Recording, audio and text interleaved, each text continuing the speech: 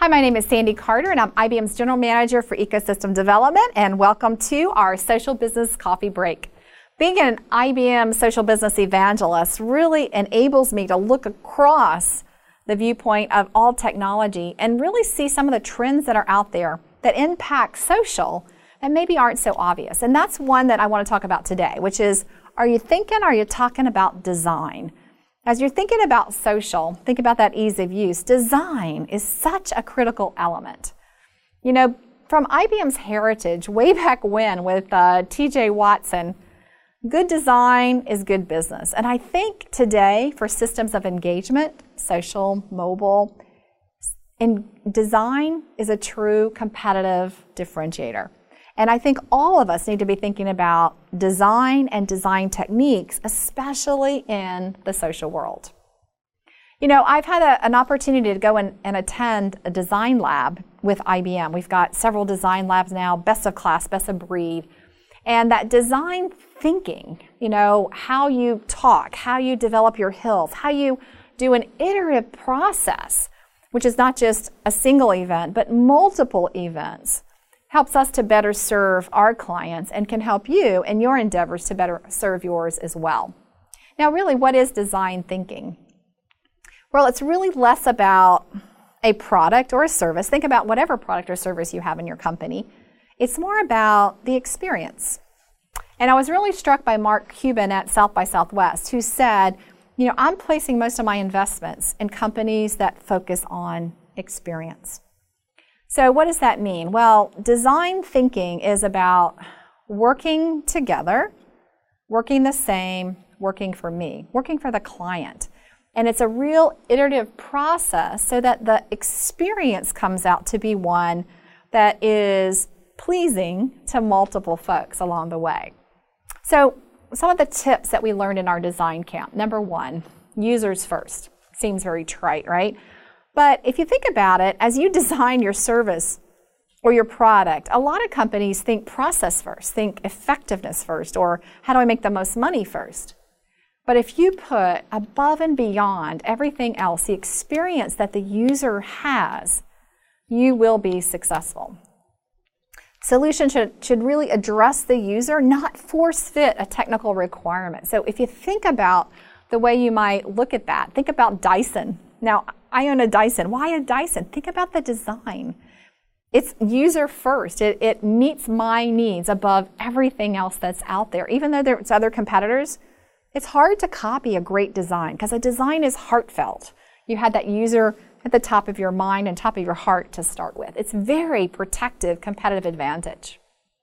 Tip number two, aesthetically pleasing. So create something that you love, a delightful experience. Make it mobile, make it that social experience that balances what you need to do, but has that sensory element in it as well. Has that experience level and detail that you think you really need. I think there are many companies out there today who form their competitive advantage on this element, and again, difficult to copy. And number three, make it fun to use. Create your solution in something that's engaging. You know, you want to go back and play it. You want to go back and experience it. Recognize the style and the character of who you're trying to meet. Interject these lighthearted moments in it that bring a smile to the user.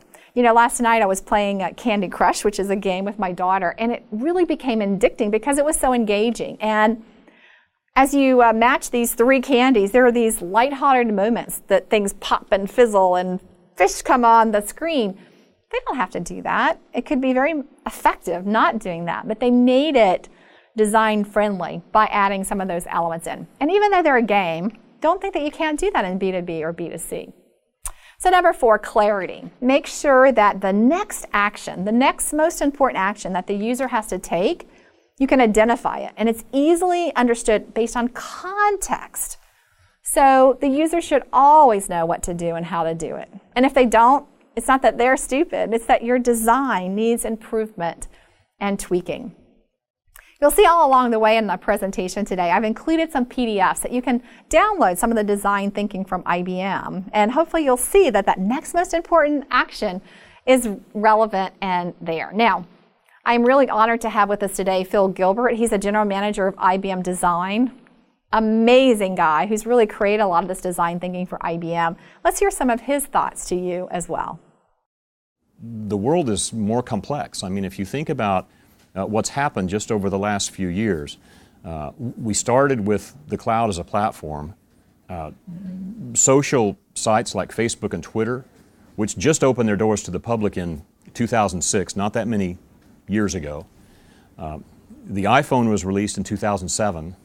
The iPad was first released in 2010. All of these forces together have descended on us as business leaders very recently, really. It seems like forever ago that we didn't have the iPhone, but it wasn't that long ago. All of these things came together, and the combination of social plus mobile plus cloud has led to ever increasing amounts of digitized data that we have to understand. And once we start talking about data and the implications of data, we get into security and securing that information. This is a combination of forces coming together all at once, any one of which is a complex topic. The combination of these things and trying to work our ways out of the business problems that are associated and the business opportunities that are associated with this world of CAMs creates complex problems for us to solve. We still have constraints about how much we can invest and spend. We still have constraints about how many people we can hire and actually put on a problem to actually solve it. We have constraints in terms of competitors, smaller startup competitors, that are trying to disintermediate us out of niche markets that we may compete in. This complexity, these complex problems that need to be solved quickly, what design thinking does is it helps us create a point of view on those problems and on the solutions that are really important to us. It helps us create a point of view on those quicker than any other method that I've ever been around. And so ultimately, design thinking, and here at IBM Design Thinking, the role that it plays is it is helping us navigate this world and make decisions more quickly about what it is we're really about and what solutions matter to the world and matter to the users of our services and our solutions. And it can do that for any business. It can do that for any problem. When the understanding of the problem and the solution of the problem is rooted in the needs and the desires of the users of your product or service, it is always the most relevant point of view. And too many business decisions, in my experience, get bogged down because typically internal stakeholders in the company start to promote their parochial interest.